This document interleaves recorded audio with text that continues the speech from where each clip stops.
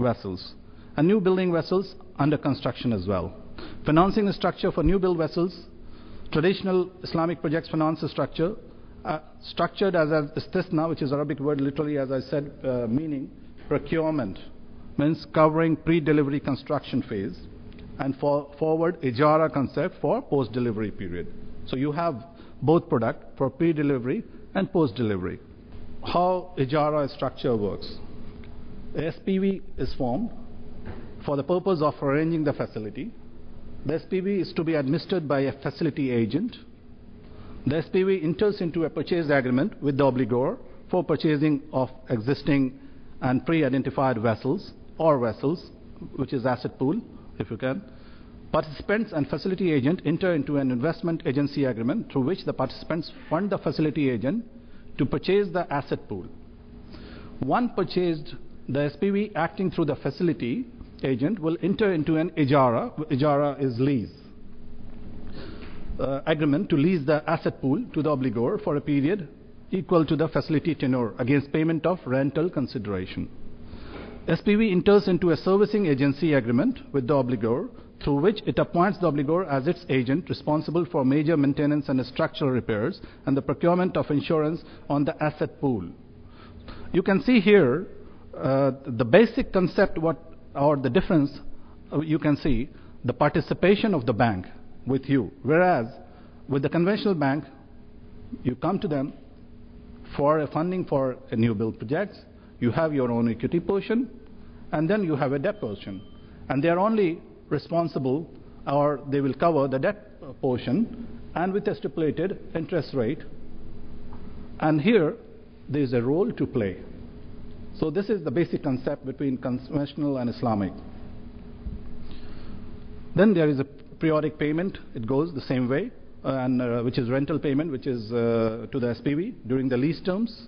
And then you have the amortizing structure. In case of amortizing the structure, the periodic rental shall comprise of the profit payments and principal redemption as per an agreed schedule. And then you have, in case of bullet repayment, the periodic rental shall consist of only profit payment except the last rental, which will also include the facility amount. And at maturity, SPV transfers back the asset pool to the obligor at an agreed price or a nominal amount. Hence, ownership of the asset pool reverts back to the obligor, which generally in conventional we say with demise option. That's the difference. I'll just give a little rundown because of the time. Sukuk we see every time, which is called bond. We see all the conventional banks as well, which has a Islamic window, HSBC, Amana, Sadiq, and the local banks as well. They have always been coming with sukuk. And the concept of sukuk is based on the premise that any Islamic financing contract representing ownership in a tangible asset can be bought or sold, and hence can be securitized in the form of tradable securities.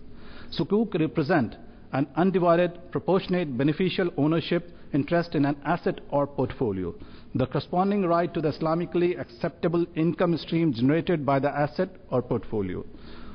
Sukuk structure can be structured in a number of ways, depending on the underlying assets and the business purpose, while most of the sukuk issued to date have utilized ijara structures.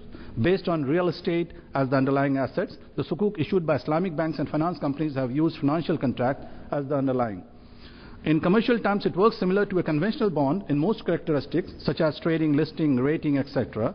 However, structured in a Sharia-compliant manner. Sukuk provide access to a vast and growing Islamic liquidity pool in addition to the conventional debt capital market investor base.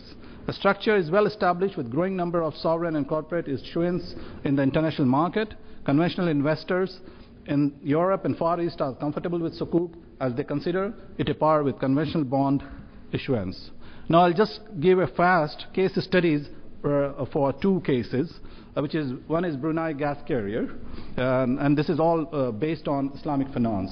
US dollar 505 million, which was in July 2008, and the syndicated Islamic ship finance facility, which was done. Joint primary underwriter and book runner, joint mandated lead arranger, facility agent, and Islamic finance coordinator was Sadiq, which is part of Standard Chartered.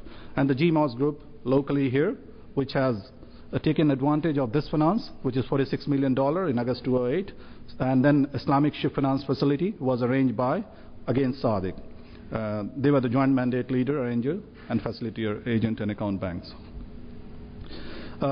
Shipbuilding, as I already covered this portion, so I'll just pass this. I just wanted here, because the time is limited, basically, my moderator was, in the beginning, he said he would love to hear, because how come Islamic Bank, which has come now in a big way to finance the shipbuilding.